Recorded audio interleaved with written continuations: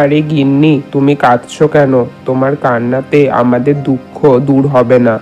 যেটা আমাদের ভাগ্যে নেই সেটা আমরা পাবো না। এবার তুমি একটু শান্ত হও, না হলে তোমার শরীর খারাপ করবে।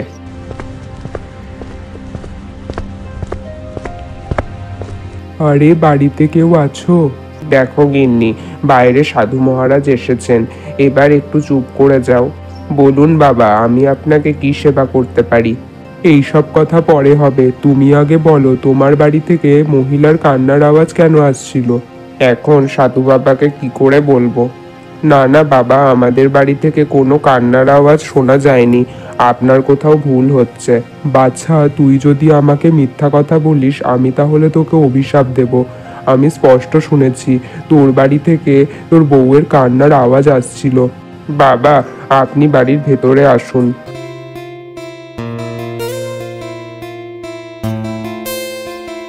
কি হয়েছে মহেশ, যে তোর বউ কান্না করছে? আর কি বলবো বাবা, আমাদের যখনই সন্তান হয় সেই সন্তান বেশিক্ষণ জীবিত থাকতে পারে না।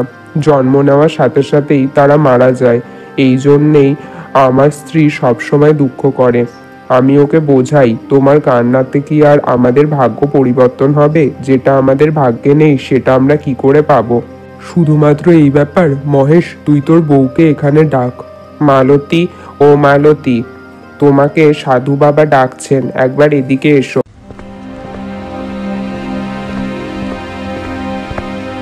বলুন বাবা। মা, দেখ, আমি শুনলাম তুই নাকি সবসময় কান্না করিস। বাবা, আর কি করব বলুন? আমার বাচ্চা জন্ম নেওয়ার পরে আমাকে একা রেখে চলে যায়। এর থেকে বড় দুঃখ আর কি হতে পারে? আমি সন্তান সুখ কবে পাবো বাবা? দেখ মা, আমি তোর দুঃখটা বুঝতে পারছি, তবে তুই কোনো চিন্তা করিস না। আমি তোকে একটা উপায় বলে দিচ্ছি, যার দ্বারা তুই সন্তান সুখ লাভ করবি। এই নে মা, এই আমটা ধর। এই আমটা কালকে সকাল সকাল উঠানে গিয়ে খেয়ে নিবি। কিন্তু মা, একটা কথা মনে রাখিস, এই আমটা তুই ছাড়া অন্য কেউ যেন স্পর্শ না করে। এই আমটা খাওয়ার কিছু মাস পর তুই সন্তান লাভ করবি। তারপর সাধু মহারাজ সেখান থেকে চলে যায়। গিন্নি, এবার তুমি খুশি তো? আমি শুনেছি সাধু মহারাজের দেওয়া আশীর্বাদ এবং অভিশাপ কোনোটাই মিথ্যা হয় না। তুমি ঠিকই বলেছ, এবার আমাদেরও সন্তান হবে। তবে গিন্নি, তুমি কিন্তু এই আমটাকে সাবধানে রেখো। সাধু বাবা বলেছে এই আমে যেন তুমি ছাড়া অন্য কেউ স্পর্শ না করে। তুমি কোনো চিন্তা করো না, আমি এটাকে সাবধানে রাখবো।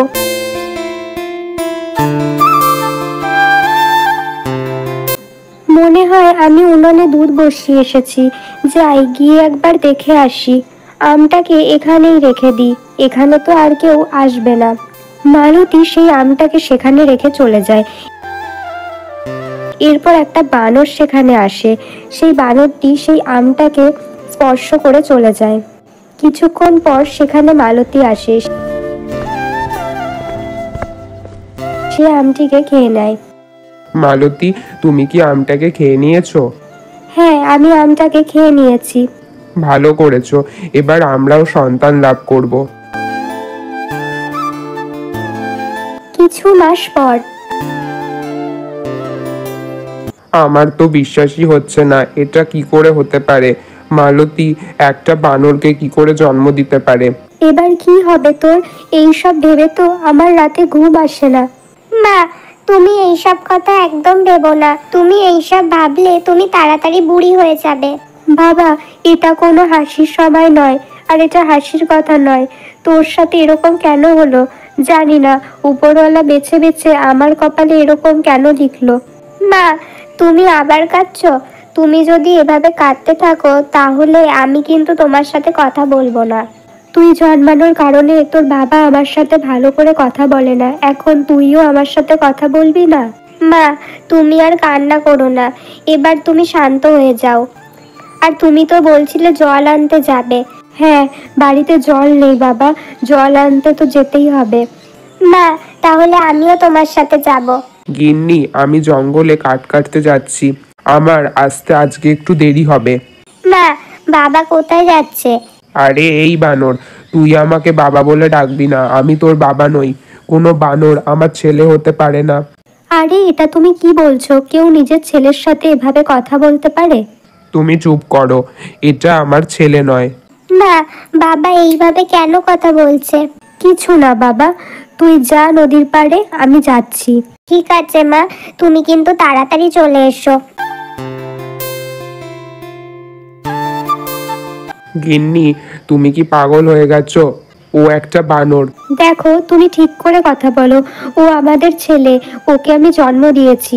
গিন্নি, তুমি তো পাগল হয়ে গেছো। গ্রামের সবাই আমাদের নিয়ে মজা করে। দেখো, যে যাই বলুক না কেন, তাতে আমার কিছু যায় আসে না। আমি ওকে জন্ম দিয়েছি, গ্রামবাসীরা নয়। মালতী, তুমিও আমার একটা কথা ভালো করে শুনে নাও। আমি একটা বানরকে মানুষ করতে পারবো না। কি কি বললে তুমি? তুমি ওকে মানুষ করতে পারবে না? তাহলে তুমিও আমার কথা শুনে নাও। আমি তোমাকে ছেড়ে দিতে পারবো, তবে আমি আমার ছেলেকে ছেড়ে থাকতে পারবো না। কি মালতী, তুমি এত বড় কথা বলতে পারলে? তুমি এর জন্য একদিন নিশ্চয়ই পস্তাবে। তুমি অনেক বড় ভুল করছো।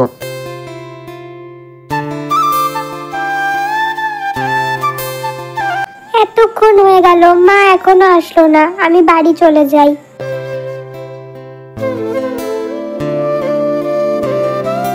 মা, তুমি আবার কাঁদছো? আমি কতক্ষণ তোমার জন্য অপেক্ষা করলাম, তুমি তো আসলে না। হ্যাঁ, আসলে বাবা, বাড়িতে অনেক কাজ ছিল, তাই একটু দেরি হয়ে গেল। আমি যাচ্ছিলাম, তখনই তুই চলে আসলি। মা, আমি এবার যাচ্ছি। কোথায় যাবি বাবা? তুই তো খাসনি, তুই খেয়ে যা। মা, আমি পরে খাবো। ঠিক আছে বাবা, তাহলে সাবধানে যাস। আরে, আমি তো আমার ছেলেকে এবার স্কুলে ভর্তি করে দিয়েছি। হ্যাঁ, আমিও আমার ছেলেকে স্কুলে ভর্তি করে দিয়েছি। হ্যাঁ, এখনকার দিনে তো স্কুলে পড়াটা খুবই দরকার। পড়াশোনা না জানলে কি করে চলবে? কি পড়াশোনা জানা দরকার? তাহলে কি আমিও পড়তে পারবো? মা, মা, আমার শোনা মা। কি হলো তোর? মা, আমিও গ্রামের বাকি ছেলে মেয়েদের মতো স্কুলে যাব। কি বললি তুই? তুই স্কুলে যাবি? ওরা সবাই মানুষ, আর তুই তো... আচ্ছা ছাড়, ওই সব কথা তুই ভুলে যা। আর আমাকে যা বলেছিস বলেছিস, তোর বাবাকে ভুলেও এইসব কথা বলিস না। ঠিক আছে মা, আমি বলবো না। তাহলে তুমি আমাকে কথা দাও যে তুমি আমাকে বই এনে দেবে, আমি নিজেই পড়বো। আচ্ছা ঠিক আছে, আমি তোকে বই এনে দেবো। আমার ভালো মা।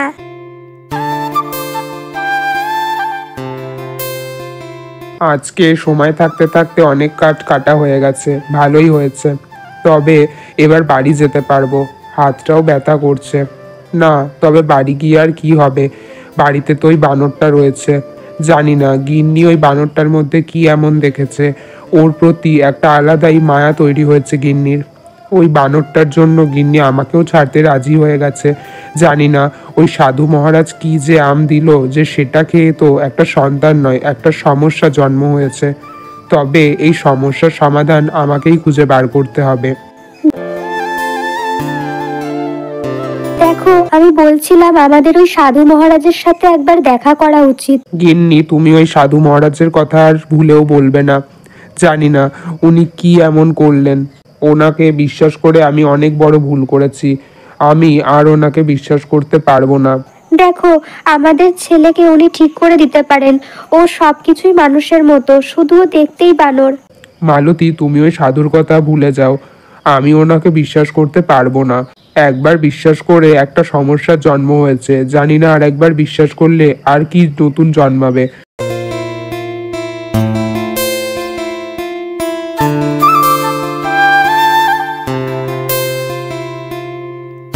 দেখ বাবা, অনেকক্ষণ হয়েছে, এবার তুই জল থেকে উঠে আয়, বাড়ি যেতে হবে। না মা, আমি আরেকটু খেলি, আমার ভালো লাগছে। দেখ বাবা, অনেক দেরি হয়ে গেছে, আমাকে বাড়িতে গিয়ে অনেক কাজ করতে হবে। আয় বাবা, কালকে আসবো। ঠিক আছে মা, আমি যাচ্ছি। এমন কি করব যাতে ওই বানরটা মালতীর কাছ থেকে চিরজীবনের মতো দূরে চলে যায়?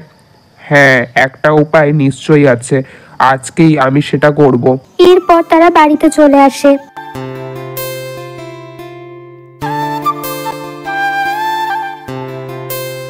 গিন্নি, আমার তোমার সাথে একটা কথা বলার ছিল। হ্যাঁ বলো। আমি ভাবছিলাম এবার থেকে আমি আমাদের ছেলেকে কাঠ কাটতে নিয়ে যাব। ও আমার সাথে জঙ্গলে যাবে, ও গাছে উঠে আমাকে কাটতে সাহায্য করে দেবে। ঠিক আছে বাবা, আমি তোমার সাথে জঙ্গলে যাব, তোমাকে আমি সাহায্য করে দেব বাবা। দেখো গিন্নি, আমাদের ছেলেও আমাকে সাহায্য করতে চাইছে। ঠিক আছে, ওকে নিয়ে যেও, তবে সাবধানে রেখো, ও যেন এদিকে ওদিকে চলে না যায়। গিন্নি তুমি কোনো চিন্তা করো না, ও তো আমারও ছেলে নাকি, আমি ওকে নিজের থেকেও বেশি খেয়ালে রাখবো। এরপর তারা চলে যায়।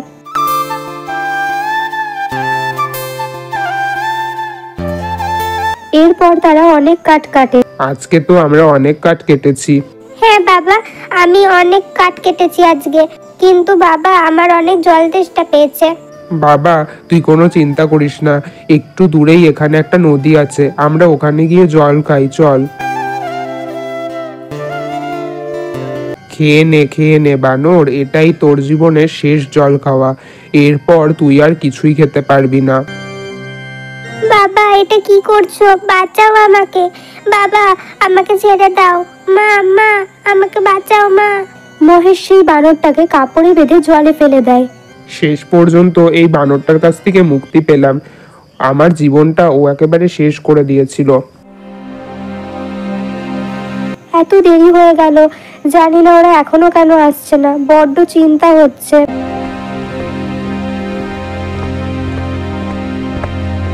এ কি, তুমি একা ফিরে এলে? আমাদের ছেলে কোথায়? কি, ও এখনো বাড়ি আসেনি? এসব তুমি কি বলছো? না, ও তো তোমার সাথেই গিয়েছিল, ও তো তোমার সাথেই আসার কথা ছিল।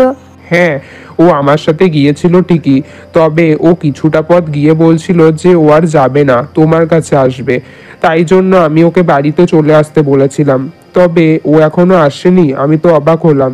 তুমি এসব কি বলছো? ও কোথায় গেল? আমার তো বড্ড চিন্তা হচ্ছে। তুমি কোনো চিন্তা করো না, ও হয়তো আশেপাশেই কোথাও খেলছে। না, ও আমাকে না বলে কোথাও যায় না, ও যেখানেই যাক না কেন আমাকে বলে যায়। তুমি ওকে খুঁজে নিয়ে আসো। আমি কেন ওকে খুঁজতে যাব? কেন, ও কি তোমার ছেলে নয়? সকালে তো খুব আমার ছেলে করছিলে। ঠিক আছে গিন্নি, তুমি কোনো চিন্তা করো না, আমি ওকে খুঁজতে যাচ্ছি। হ্যাঁ তাই যাও, তবে আমিও তোমার সাথে যাব।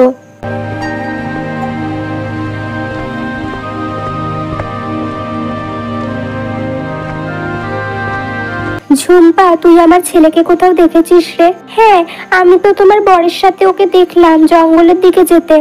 মালতী, আমি তো তোমাকে বললাম ও আমার সাথে কিছুটা গিয়েছিল, তারপরেই তো ও আর যেতে চাইছিল না। ঝুম্পা, তারপরে কি তুই আর কোথাও দেখেছিস ওকে?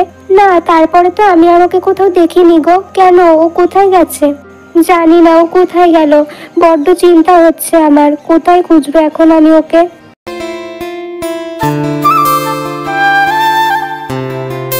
হে ঈশ্বর, সবার কল্যাণ করো, সবার মনে শান্তি দাও। আরে, এই কাপড়ের মধ্যে কি আছে? এটা কি? জানি না আমার ছেলেটা কোথায় গেল।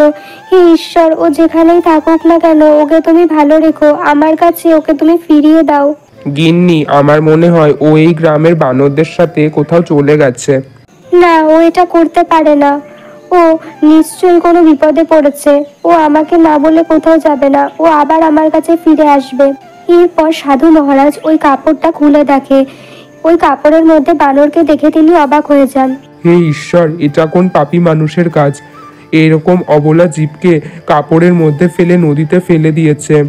তার মনে কি একটুও মায়া দয়া নেই? উপরওয়ালা তাকে কখনো ক্ষমা করবেন না। না মা, আমি কোথায়? সাধু বাবা, আমাকে আমার মায়ের কাছে নিয়ে চলুন। মা মা তুমি কোথায় মা? হে উপরওয়ালা, এটা কি আশ্চর্য! এ আমি কি দেখছি? একটা বানর, সেও কিনা মানুষের ভাষায় কথা বলছে। আমি তো আমার চোখকে বিশ্বাসই করতে পারছি না। আরে বানর, তোমার মায়ের নাম কি? সাধু বাবা, আমার মায়ের নাম মালতী। আরে, এটা কি মালতীর ছেলে নাকি? আমি তোকে কিছু মাস আগে একটা আম দিয়েছিলাম সন্তান প্রাপ্তির জন্য। এই আমটা খেয়ে কি ওর এই রকম পুত্র লাভ হয়েছে? না না, এটা হতে পারে না। আমার মনে হয় নিশ্চয়ই ওর কোনো ভুল হয়েছে। মালতী ওই উপায়টা ঠিকভাবে পালন করেনি, যেই কারণে এই রকম বানর পুত্র হয়েছে ওর। নিশ্চয়ই ওই আমে কোনো বানরের স্পর্শ লেগেছে। আমাকে আমার মায়ের কাছে নিয়ে চলুন, আমি আমার মাকে দেখতে চাই। আমি আমার মাকে অনেক ভালোবাসি। মা তুমি কোথায়? কিন্তু বানর, তোমাকে এই কাপড়ে বেঁধে কে ফেলে দিয়েছিল? সাধু মহারাজ, আমাকে আমার বাবা এই কাপড়ে বেঁধে নদীতে ফেলে দিয়েছিল। আমি বানরের মতো দেখতে, তাই আমার বাবা আমাকে পছন্দ করে না, আমাকে একটু ভালোবাসে না। মাকে মিথ্যা কথা বলে আমাকে কাঠ কাটতে নিয়ে এসেছিল, তারপরে আমাকে ফেলে দেয় কাপড়ে বেঁধে। কি মহেশ এরকম করেছে? নিজের ছেলের সাথে কেউ এরকম কি করে করতে পারে? ঈশ্বর ওকে কখনো ক্ষমা করবে না। পুত্র, তোকে তোর মায়ের মমতা বাঁচিয়ে নিয়েছে, তুই কোনো চিন্তা করিস না, আমি তোকে তোর মায়ের কাছে নিয়ে যাব। সাধু ওই বানরটিকে মহেশের বাড়িতে নিয়ে যায়। মহেশ তাকে দেখে চমকে যায়। আরে, এই বানরটা এখানে আবার কি করে আসলো? বাবা, তুই আমাকে ছেড়ে কোথায় চলে গিয়েছিলি? আমি বলছি, ও কোথায় গিয়েছিল? মহেশ ওকে একটা কাপড়ের মধ্যে বেঁধে নদীতে ফেলে দিয়েছিল। এটা তো ভগবানের আশীর্বাদ যে আমি ওকে দেখতে পেয়েছিলাম। ছি মহেশ, তুই এতটা নিচে নামতে পারবি আমি সেটা ভাবতেও পারিনি। নিজের ছেলের সাথে তুই এরকম কি করে করতে পারলি? এর ফল তুই ভোগ করবি। তুমি এই রকম করেছো ওর সাথে? তুমি আমাকে মিথ্যা কথা বললে। আজকের পর থেকে আমি আর তোমার সাথে থাকবো না, আমি তোমাকে ত্যাগ করব। মালতী, তুমি এরকম করো না। আমার অনেক বড় ভুল হয়েছে, আমার বুদ্ধি ভ্রষ্ট হয়ে গিয়েছিল। তুমি আমাকে ক্ষমা করে দাও। কি করে ক্ষমা করব তোমাকে? তুমি এই কাজটা কি করে করলে? এই কষ্টটা তুমি কখনোই বুঝবে না। আজকে যদি আমার ছেলের কিছু হয়ে যেত, আমি তো জানতেও পারতাম না, আমি তো আমার ছেলেকে আর দেখতেই পেতাম না। আমি তোমার সাথে থাকবো না। মা, তুমি বাবাকে ক্ষমা করে দাও, বাবা তোমার কাছে ক্ষমা চাইছে। দেখো। দেখ মহেশ, তুই যাকে মেরে ফেলতে চাইছিলি সেই তোকে বাঁচাতে চাইছে, কিছু শেখ ওর থেকে। তবে সাধু বাবা, আমি একটা কথা বুঝতে পারছি না, এই রকম পুত্র আমার কি করে হলো? আমি তো আপনার দেওয়া আম খেয়েছিলাম। দেখ মা, আমি তোকে যে উপায়টা বলেছিলাম সেটা হয়তো তুই ভালোভাবে করিসনি।